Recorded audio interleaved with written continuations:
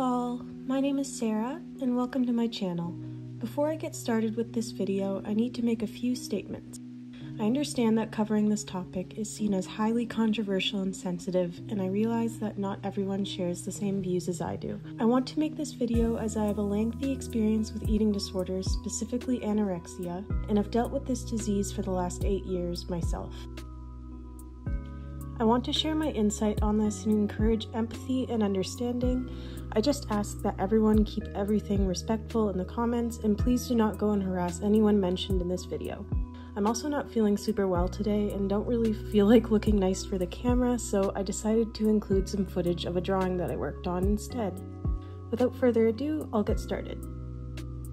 Eugenia Cooney is a 29-year-old Twitch streamer and YouTuber who has been an internet personality for the last 12 years. She began her career on the old streaming platform called YouNow before eventually creating her YouTube channel and moving to streaming on Twitch. Her content focuses on gaming, clothing try-ons, makeup reviews, cosplays, as well as the occasional vlog.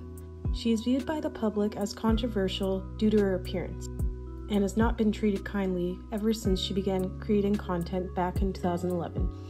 I want to talk about it. I've known of Eugenia Cooney and her content for around 12 years now. I remember watching her makeup and style videos back in the day as a kid, and I found her emo aesthetic really interesting and unique. I didn't really have an opinion on her, but I would see countless videos ridiculing and bullying her, namely from the disgraced YouTuber Onision. Even as a kid, I knew that she was probably going through a hard time with her health, and that these hurtful videos made on her were not helpful and were just made to make her feel worse about herself. Fast forward to today, things haven't really gotten any better when it comes to how people treat her. If you go onto her Twitter and take a look at the replies of any of her tweets, you will see countless people saying things like how she's slowly unaliving herself, that she's stupid for not getting better, how she's actively harming other people with her content, and how horrible she looks with her low weight.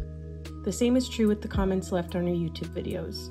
There's also an abundance of YouTube videos made on her claiming that her content is causing children and adults alike to develop eating disorders en masse, and that she deserves to be banned from all of her active social media platforms, at least until she gets better. In my opinion, none of this is helpful, and I want to share how I feel about this. The majority of people who make these quote-unquote think of the children videos on Eugenia do not have experience with this disease. It is clear to me that they don't really understand how eating disorders work. I get their concerns, but in my opinion, it just comes across as concern trolling. Concern trolling is defined as someone who pretends to be supportive to a cause with concerns. The tactic used is if someone views a person as an ally to said cause, it is thought that the arguments presented will be taken more seriously. In the case of Eugenia Cooney, I think a lot of people use this tactic to try to feign support for her, when in practice it all comes across as unempathetic, ignorant, and callous. These people don't really care about Eugenia, they just want to come across as heroes. I've also found that people really feel entitled to all the details of Eugenia's personal life and health. People constantly ask why she looks the way she does, why she won't eat on camera, if she will ever seek help, and why no one will step in to get her treatment. I'm sure a lot of people familiar with her content are aware of her responses to these questions, such as, "I'm sorry you feel that way," "I'm doing fine and everything," "No, I'm not going to D-word or anything, so don't worry," etc. I get people find this repetitive and annoying, but you know what? She does not have to tell her viewers anything about this stuff. Her viewers are not owed these details of her personal life. Sure, she's a public figure, but her content does not revolve around her health. She does not like to talk about this topic, and it really bothers me how people refuse to respect that. Sometimes she tends to come across as passive-aggressive or sarcastic in her responses to these questions, but honestly, she gets asked the same things over and over from people in very condescending and rude ways. So I can understand and sympathize with her, and that I would also start to respond that way as well. People really need to stop trying to pry into her life when she doesn't want to talk about it, and realize that being rude and invasive isn't helping anybody. Now I want to talk about my experience with anorexia and how eating disorders actually work. I'm someone who's gone through it for 8 years of my life, and although I can't speak for anyone other than myself, I think I have a lot of insight and knowledge of this disease, and I know countless other people who have gone through it as well. I developed an eating disorder when I was 14 years old due to bullying at school and abuse that I suffered at home. I used food restriction as a self-harm method, and I found that it was the only thing I had any sort of control over in my life. Eating disorders are almost always developed due to traumatic events or issues with control. They aren't caused by simply seeing someone who's thin. It's never that simple. Recovery from an eating disorder is never that simple either. It is not an easy, linear process, and in most cases, relapse unfortunately occurs. I'm sick and tired of seeing people telling those with eating disorders that they should just eat a burger, or that they should realize how ugly they look and that they're hurting everyone around them. Although people struggling with eating disorders usually have bad feelings towards their appearance is not the root of the issue. As well, eating disorders are very similar to addiction. You wouldn't tell a substance addict to drop all their substances cold turkey and magically get better, because in a lot of cases this can cause severe side effects to the user depending on the substance. It's very similar with eating disorders like anorexia and bulimia. A lot of people are unaware of something called refeeding syndrome. Refeeding syndrome is defined as, from acute.org, refeeding syndrome is a serious and potentially fatal complication of nutritional rehabilitation in patients with severe anorexia nervosa.